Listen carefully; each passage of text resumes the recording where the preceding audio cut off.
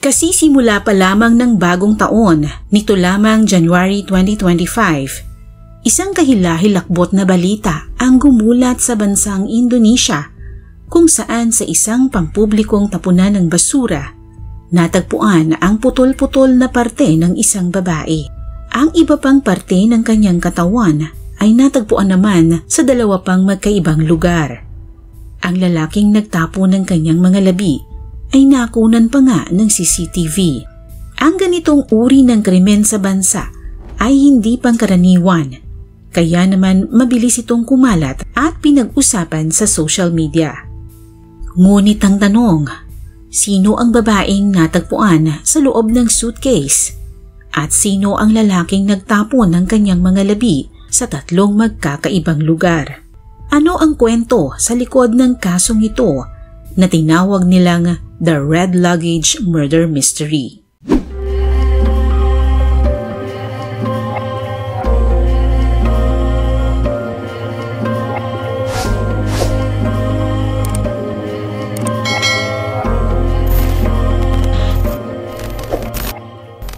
Huwebes, January 23, 2025.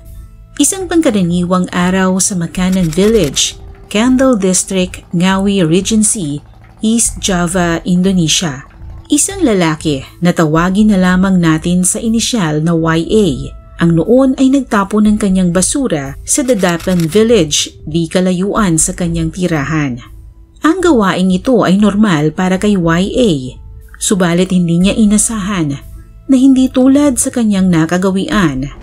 Isang di pangkaraniwang tanawin ng kanyang masasaksihan ng umagang iyon.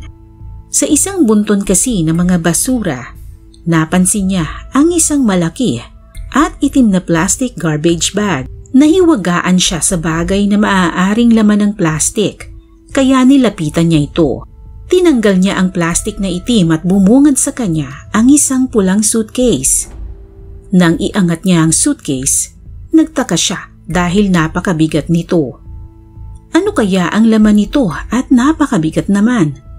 Nang buksan niya ang pulang suitcase, isang napakabahong amoy ang bumungad sa kanya. Amoy malansa at nabubulok na karne at sa sobrang baho ay napaatras siya. Isang bagay na nakabalot ng tela ang nasilip niyang laman nito. Sa biglang tingin, tila pula ang kulay ng tela, subalit nang muli niya itong silipin, doon niya napagtanto na ito pala ay dugo at hindi kulay o disenyo ng tela. Kinilabutan si YA sa kanyang nakita at sa pagkakataong iyon ay hindi na niya nais pang tingnan kung ano ang laman ng suitcase.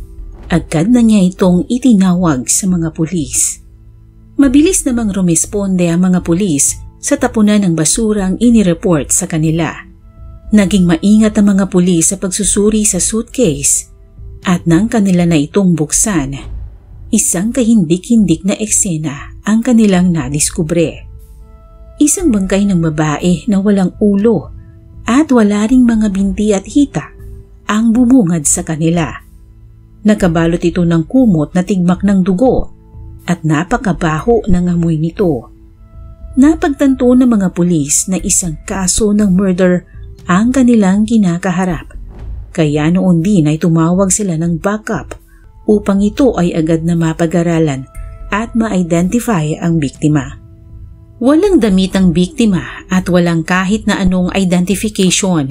Wala rin itong ulo para magbigay ng clue sa mga pulis kung sino ito. Maayos ang pagkakaputol sa biktima kaya hinala ng mga pulis na ito'y kaso ng planadong pagpatay. Sa loob ng suitcase ay natagpuan din ng mga investigador ang isang puting lubid. Pinaniniwalaan nilang ito ang ginamit sa pag-restrain sa biktima. Maaaring iginapos ito, pinahirapan muna bago pinatay. Upang masusing mapag-aralan ng labi ng biktima, dinala ng mga otoridad ang kanyang labi sa Dr. Suwaroto Ngawi Regional Hospital kung saan isinagawa ang autopsy at forensic investigation. Sa paunang investigasyon ng forensic expert, ang babae ay maputi, may taas na 152 centimeters at nasa late 20s ang kanyang edad. Nagtamo ito ng mga injury at saka sinakal gamit ang puting lubid na natagpuan kasama nito sa loob ng suitcase. Base sa investigasyon, patay na ang biktima bago siya pagputol-putulin. Dahil walang kahit na anong makakatulong upang alamin ang kanyang identity, gumamit sila ng Mobile Automatic Multi-Biometric Technology upang maskan ang kanyang fingerprint. Hindi nagtagal ay napangalanan na ang biktima. Siya ay ang 29 na taong gulang na si Uswatun Hassana mula sa Blitar, East Java. Sino nga ba si Uswatun Hassana? Ipinanganak siya sa Blitar, East Java noong April 25, 1995. Kilala siyang mabait at masunuring bata, subalit maaga niyang dinanas ang problemang pampamilya nang mag-divorce ang kanyang mga magulang at magsipag-asawang muli sa iba. Dahil dito ay hindi siya lumaki sa kanyang mga magulang, pagkusay ang kanyang mga lolo at lola ang nagpalaki sa kanya at kanyang kapatid. Subalit sa kanyang paglaki, tila hindi nalayo sa kapalaran ng kanyang mga magulang ang naging kapalaran niya pagdating sa pag-ibig. 3 beses siyang ikinasal at 3 beses na din siyang nakipag-divorce. At sa 3 beses na ito, nagkaroon siya ng 3 anak. Upang suportahan ang kanyang mga anak, nagtatrabaho siya bilang makeup sales lady sa Tulung Agung at dito niya nakilala si Romatri Hartanto o mas kilala sa palayaw na Anto. Hindi nagtagal ay nagkaibigan silang dalawa at nagkaroon ng relasyon. Subalit may malaking problema dahil si Anto ay may asawa na. Hindi lingid sa kaalaman ni Uswatun na may asawa at mga anak na si Anto. Subalit bulag siya sa pag-ibig, kaya tinanggap niya ito ng buo at pumayag na siya'y maging kabit. Naniwala siya sa pangako ni Anto na iiwan niya ang kanyang asawa at mga anak sa tamang panahon. Subalit sa paglipas ng panahon, hindi na siya makontento sa palihim nilang relasyon ni Anto. Inip na siya sa pangako nito sa kanya. Madalas na niyang tanungin si Anto kung saan napapunta ang kanilang relasyon. Pero matamis ang mga pangako ni Anto na hindi na niya mahal ang kanyang asawa at siya lang ang kanyang minamahal. Naniniwala siya sa pangakong ito ni Anto kahit sa isip niya natatakot siya sa katotohanan. Hanggang isang araw, ipinagtapat ni Anto sa kanya na buntis muli ang kanyang asawa. Para siyang sinaksak ng patalim sa puso. Napakasakit. Akala niya magiging kanya na ang lalaking pinakamamahal niya. Pero hindi pala dahil niloloko lang siya nito. Pinasasakay na siya lang ang mahal nito kahit may asawa at mga anak pa ito. Kinumpronta ni Uswatun si Anto dahil hindi niya matanggap na binuntis na naman ito ang kanyang asawa. Lumala ang kanilang away at humaba ito ng ilang araw. Subalit tulad ng dati nilang pag-aaway, lumipas din ito at muling nanumbalik sa dati ang kanilang relasyon. Ngunit ito ang akala ni Uswatun. Gabi ng January 19, 2025, lumabas ang dalawa para kumain sa isang restaurant sa Jalan Mayor Bismo, Semampir. Walang kamalay-malay si Uswatun na ito na pala ang huling gabi ng kanyang buhay. Nakunan pa ng CCTV ang mga huling sandali ng buhay ni Uswatun habang naglalakad sila ng magkahawak ang mga kamay sa labi ng restaurant. Nakaupo habang nagkakwentuhan at masayang kumakain. Walang makakapagsabi na may hindi magandang magaganap ng gabing iyon kung ang pagbabasihan ay ang kanilang mga kilos. Nasa 2 oras din sila sa restaurant bago umalis bandang 10:00 ng gabi. Nagtungo sila sa isang hotel sa Kadiri, East Java. Pasado 10:00 na ng gabi nang makapag-check-in sila sa hotel at pumasok sila sa room 301, ang silid kung saan magaganap ang isang kahindik-hindik na pangyayari. Base sa investigasyon ng mga pulis, dito sa loob ng room 301 naganap ang krimen. Muli nanumbalik ang mga tanong ni Uswatun kay Anto. Gusto niya ng sagot hanggang sa umabot sa matinding away ang kanilang pagtatalo na hindi pa nangyari. Pinagmumura niya si Anto dahil hindi niya matanggap ang muling pagbubuntis ng asawa nito. Isinumpa pa nito ang batang nasa sinapupunan ng misis nito na paglaki nito ay magiging prostitute ito. Dito na nagalit ng todo si Anto at hindi na niya napigil ang kanyang sarili. Walang sino man maliban kay Anto ang nakakaalam kung ano ang eksaktong ginawa niya kay Uswaton ng gabing iyon dahil makalipas lamang ang ilang minuto ay napatay niya ang kanyang kalaguyo. Nagpanik si Anto nang mapagtanto niyang napatay niya si Uswaton. Panandalian siyang nag-isip, pero imbes na isuko ang kanyang sarili, ang sumunod niyang ginawa ay nagpakita ng tunay niyang pagkatao.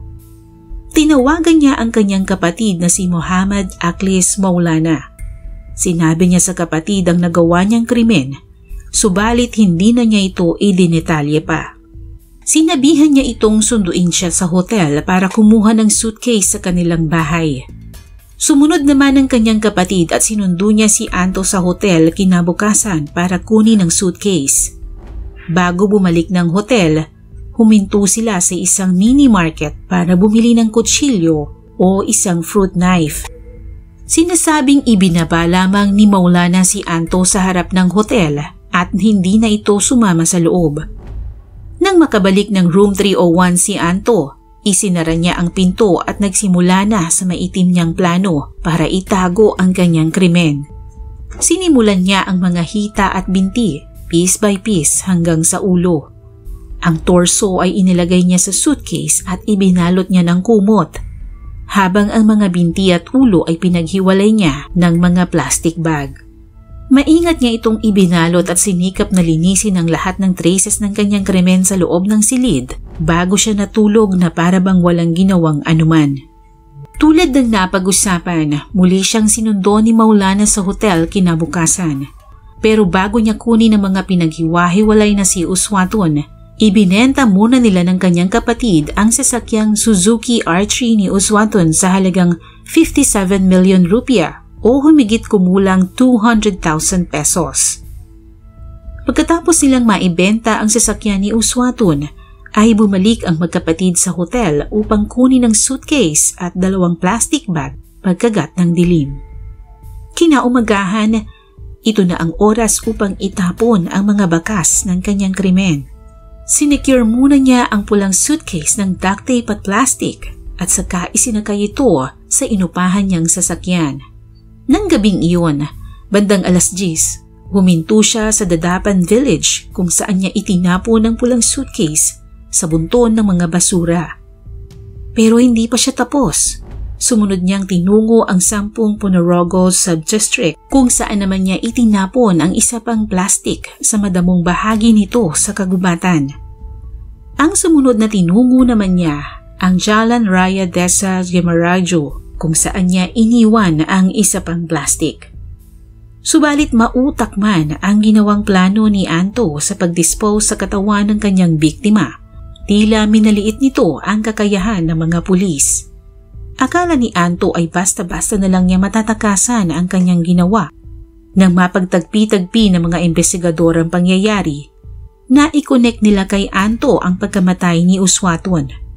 Ikinagulat ito ng mga magulang ni Uswaton nang malaman nila ang nangyari sa kanilang anak. Ilang araw na din kasi itong hindi nagpaparamdam, ngunit inisip nilang abala lamang ito, kaya hindi nila ito gaanong binigyang pansin. Mabait na anak daw si Uswaton, ngunit hindi nila alam ang relasyon nito kay Anto. Hindi naman nagtagal ay nahuli ng mga pulis si Anto 3 araw matapos madiskubre ang mga labi ni Uswaton. Hindi siya nagtangkang tumakas, bagkus ay kusa siyang sumama sa mga pulis at bandang huli ay inamin na siya nga ang gumawa nito. Inamin niya ang krimen sa palagay ng mga pulis upang mapababa ang kanyang sentensya. Subalit may mga tanong na kahit ang mga pulis ay naguguluhan pa rin. Paano naputol ni Anto ng ganun kaayos ang labi ng biktima? Gayong isang maliit na fruit knife lang ang gamit niya.